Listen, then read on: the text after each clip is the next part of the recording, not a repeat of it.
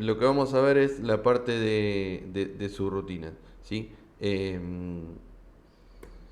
La parte de su rutina, ¿para qué nos va a servir? ¿Sí? Nosotros lo que conocemos en los diferentes lenguajes de programación son las funciones, ¿sí? Ustedes estuvieron trabajando en Java, creo, o en Python, y, y lo que queremos ver es, bueno, ¿cómo defino o qué está sucediendo ahí abajo cuando yo defino una función en, en Python o en Java? ¿Sí? ¿Qué es lo que está sucediendo? Y cómo se implementa ahí abajo, cómo lo implementa el assembler, ¿sí? Eh, lo que tenemos como su rutina es lo que nosotros sabemos y conocemos como una función. Es una porción de código dentro del programa, ¿sí? Que lo que hace es resolver una tarea específica, ¿sí? Que es independiente del resto del código. Es decir, bueno, yo la invoco de alguna manera con algunos parámetros y eso me resuelve algo en particular, ¿sí? Como por ejemplo el ejemplo acá que tenemos es el promedio, resuelve el promedio y me retorna el promedio. Entonces yo lo llamo, ¿sí? Las veces que necesito. Y no necesito poner la función promedio, meter siempre el mismo código, ¿sí? Y repetir el mismo código cada vez que lo necesito. Invoco, ¿sí? Y salto a una parte del código que es la función que me resuelve eso en particular, ¿sí? Las subrutinas, o sea, cómo se implementa esa función en Assembler mediante subrutinas. Y las subrutinas funcionan de la misma manera, ¿sí? Tienen un nombre, y yo voy a definir ciertos parámetros o valores de entradas. Ahora bien, y voy a definir si va a tener o no un valor de retorno. Pero ahora vamos a ver que las subrutinas no funcionan de la misma manera que funciona, ¿sí? En Java o de vuelta o en Python.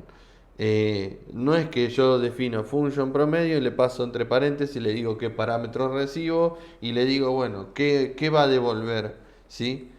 Qué valor va a devolver si es que va a devolver un valor, ¿sí? Acá lo voy a tener de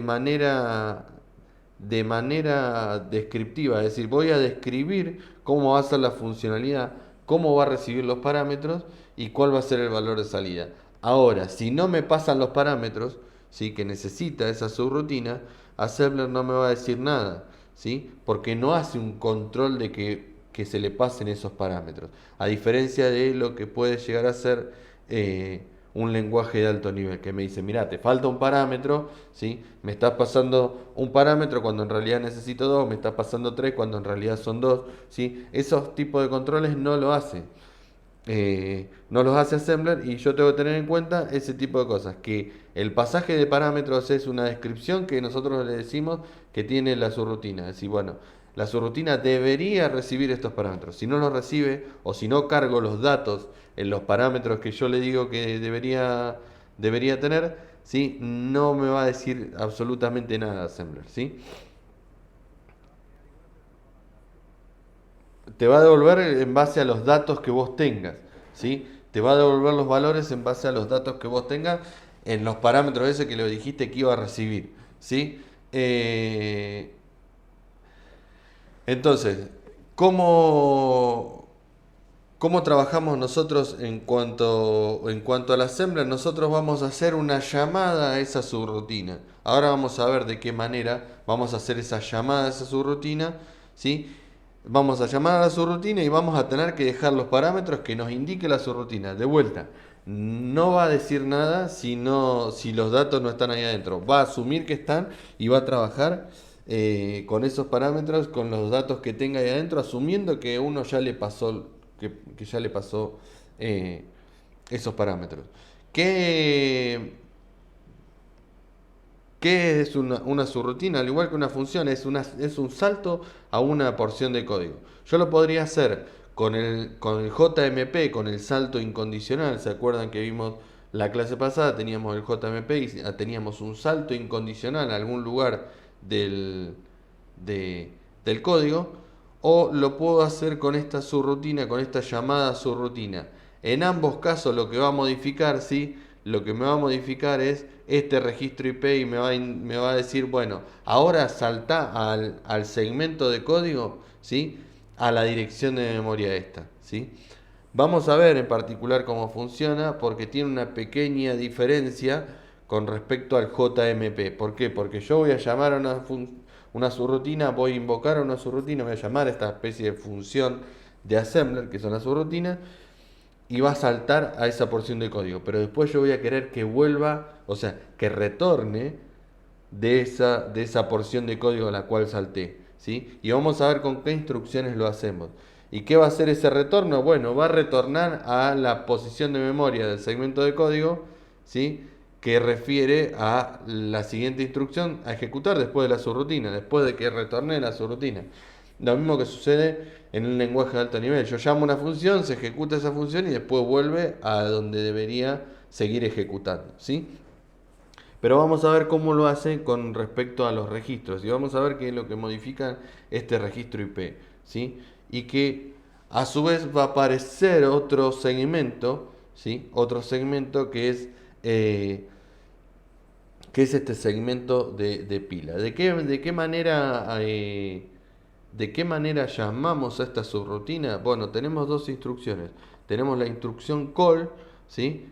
¿Para qué? Para llamar a la subrutina, para decir, bueno, ahora saltate a esta subrutina, y dentro de la subrutina para retornar, ¿sí? Como en Java por ahí tenemos el return, en Java o en Python tenemos el return, ¿sí? Acá tenemos el ret, ¿sí? O sea que dentro de la subrutina o de esa función, cuando yo quiera regresar a donde la había llamado, voy a utilizar esta instrucción ret, ¿sí?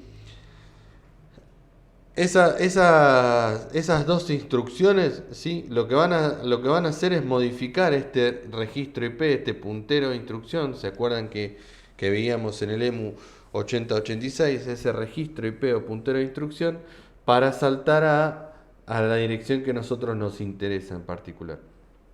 ¿Sí?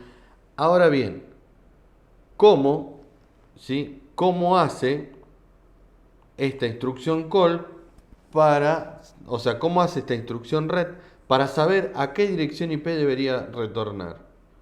¿Sí? Porque yo lo voy a poder llamar desde cualquier lado, desde cualquier lugar de mi programa en Assembler a esta subrutina. Con lo cual no siempre este red va a retornar al mismo lugar, sino que puede ser en diferentes lugares, porque yo la llamé a esta subrutina en diferentes lugares. Entonces no es que el red va a saber de antemano a dónde debería volver. Entonces, ¿cómo hace, ¿sí? ¿Cómo hace para determinar a dónde debería retornar? Y ahí es donde aparece este segmento. ¿Se acuerdan que les había mencionado? La memoria está segmentada a diferentes segmentos. Segmento de código, segmento de datos, ¿sí? Segmento de código donde están las instrucciones, segmento de datos donde están las variables, y teníamos otro segmento más que era el segmento de pila.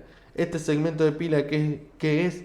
Es una porción de memoria donde yo voy a poder apilar cosas o a guardar cosas, ¿sí? Y va a funcionar ¿de qué manera? De la misma manera que funciona una pila de platos, ¿sí? Yo pongo un plato y voy poniendo el resto de los platos, los voy poniendo arriba.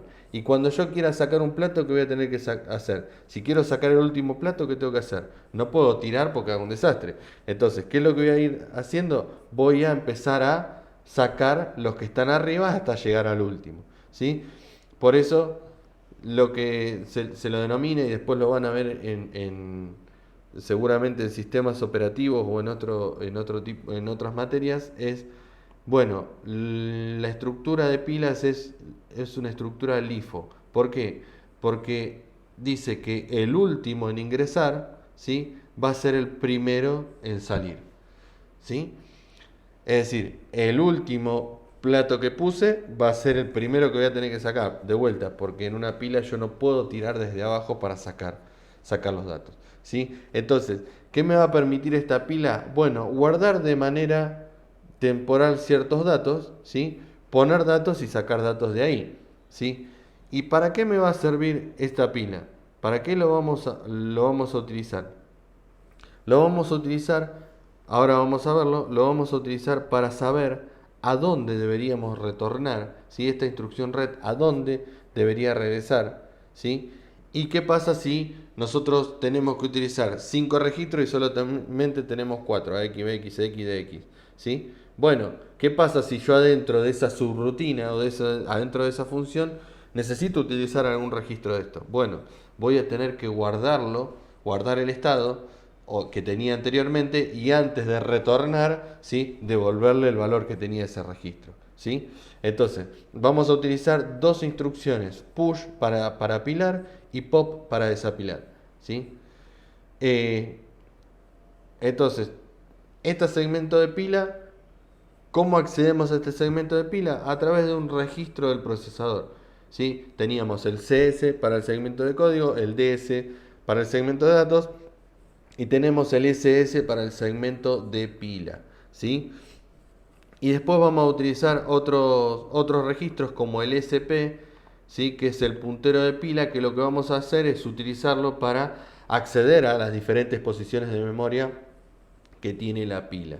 Pero de vuelta, yo le digo, bueno, la pila empieza ¿en dónde? En la dirección de memoria que diga el SS. Y después, ¿qué voy a hacer? Me voy a desplazar en lugares dentro de esa pila, ¿sí?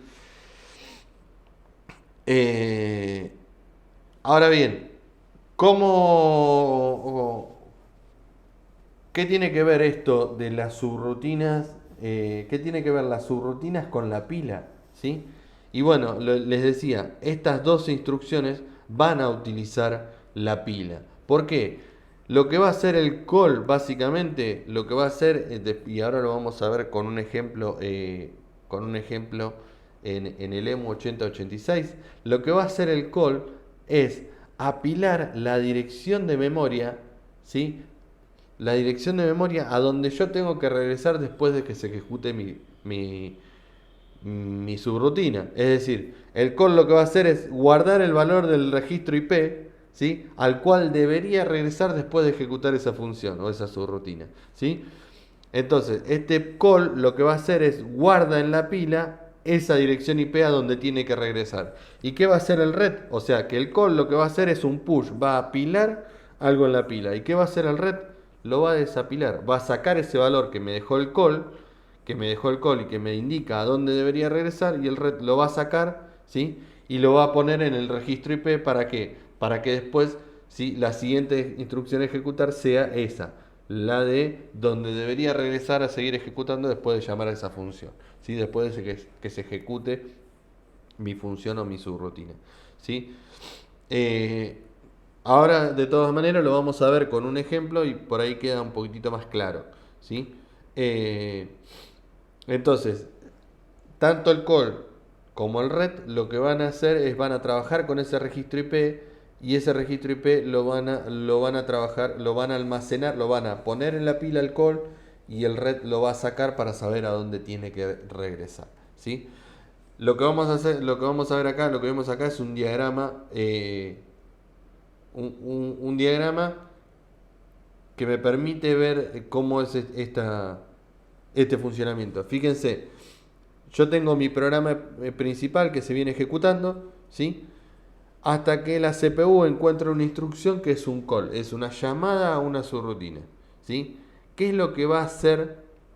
¿Qué es lo que va a hacer esta instrucción call? ¿Sí? ¿Qué es lo que va a hacer esta instrucción call? Lo que va a hacer es guardar el registro IP que tenía acá, ¿sí? Guardar el registro IP ¿dónde? En la pila, ¿sí? Lo va a poner en la pila. Después, ¿qué va a hacer? Va a saltar a la subrutina, ¿sí? Va a poner el registro IP que tiene la subrutina. Es decir, bueno, salta a la instrucción de la subrutina. Va a ejecutar, ¿sí? Después se va a ejecutar todo lo que tenga esa subrutina, todas las instrucciones que tenga esa subrutina. Y después va a aparecer al final de mi subrutina o de mi función la instrucción red, ¿sí? Una vez que encuentre la instrucción red, ¿qué es lo que va a hacer? La instrucción red va a sacar lo que había apilado el call, ¿sí? Este registro IP que tenía acá, que había guardado en la pila, lo va a sacar y lo va a poner en el registro IP original, ¿sí? Va a sacar en la dirección de memoria donde tiene que regresar y lo va a poner en el registro IP, ¿sí?